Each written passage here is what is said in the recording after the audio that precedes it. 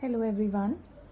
The next type in error or propagation of error will be if a quantity whose error is to be found out depends on some other quantities which are errorful, as well as there is a power of those quantities, right?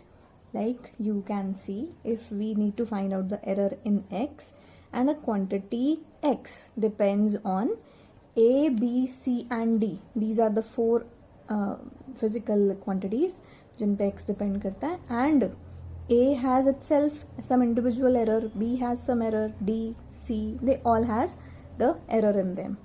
Now topic different कैसे हुआ? Because they have some power associated with them. Now to solve these kind of questions, it is somewhat like multiplication and division, but one difference will be there. There is a power and उस power का आप क्या करेंगे? उसको as a product लिखेंगे. कैसे? If we need to find out the power, need to find out the error in x, तो हमें क्या करना पड़ेगा? x की relative error लिखनी पड़ेगी, fractional error लिखनी पड़ेगी. तो fractional error in x will be equal to x किन से मिलके बना है उन सब की fractional error लिख लीजिए. Delta a by a plus delta b by b plus delta c by c plus delta d by d. One thing you will remember that you will place a plus sign there because errors are never subtracted. We have learned this because we have to find out the maximum permissible error, hence the error will not be subtracted. Then you will place a plus sign. Just one thing more you need to do. What is that? Place their powers as their multiplier. A की power कितनी थी? 2, तो आप उसको as a multiplier लिखिए. Power of B कितनी थी? 1/3. Power of C was 1 and power of D is 4. आप कहेंगे it is -4. C की पावर कहेंगे -1, but माइनस तो नहीं लगाना, hence the power will be 4. So we can find out the error in a quantity x. Suppose we take a question, we take example. According to this example, they say a quantity y is there and this quantity y depends on a, b, c, d such that a की power है 2, b की power you can suppose question says it is 1/4, power of c is 3/2 and power of d is 1. And individual errors in a, b, c and d are error आपको percentage में दी है. Percentage का फायदा ये है कि relative error या percentage error दोनों ऑलमोस्ट सेम तरीके से ही फाइंड आउट हो जाते हैं. तो ए बी सी डी की एरर कितनी दी हुई है आपको? 1%, 4%, 6% एंड 2% रिस्पेक्टिवली, जिससे हमें पता लग गया कि powers of A, B and C and D कितनी कितनी है. Now for solving this question आप जो मेथड है उसको हम लगाएंगे and we need to find out the error percentage in Y. हमारा मोटिव क्या है? To find out error percentage in Y. सबसे पहले मैंने वाई की रिलेटिव एरर लिख दी, ठीक है. फिर नेक्स्ट स्टेप क्या? वाई जिनसे मिलके बना है उन सब की रिलेटिव एरर लिख दो, A, B, C, D, right. Then write down their power as the multiplier. 2, 1/4, 3/2 and 1 respectively, right?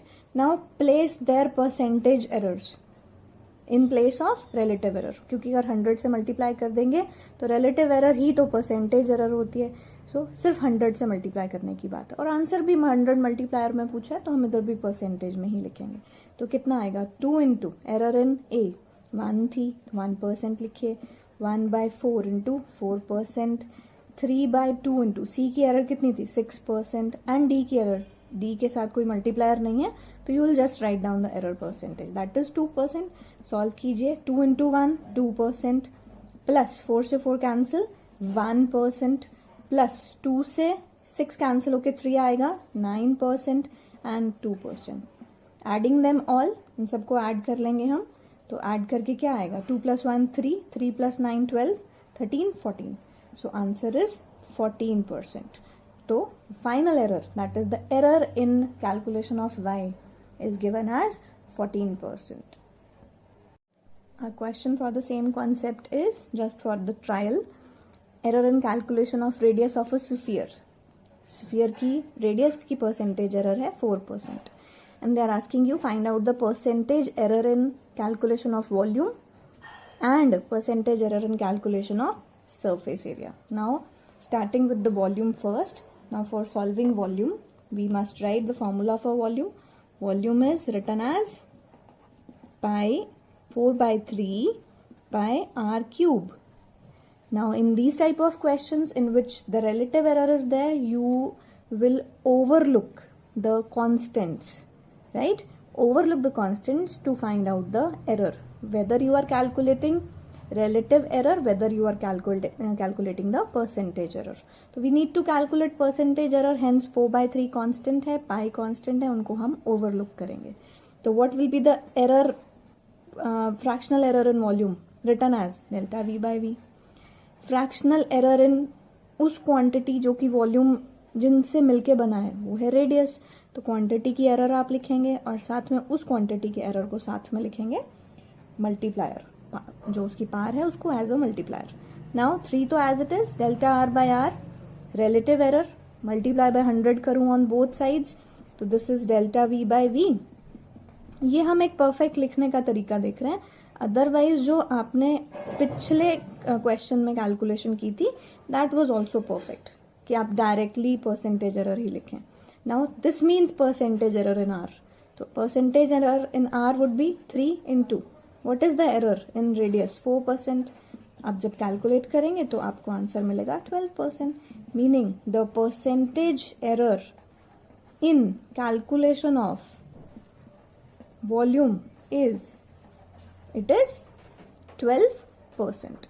Now coming to, for same question, coming to the surface area part. Surface area can be represented by S, and surface area of a sphere is 4 pi r square.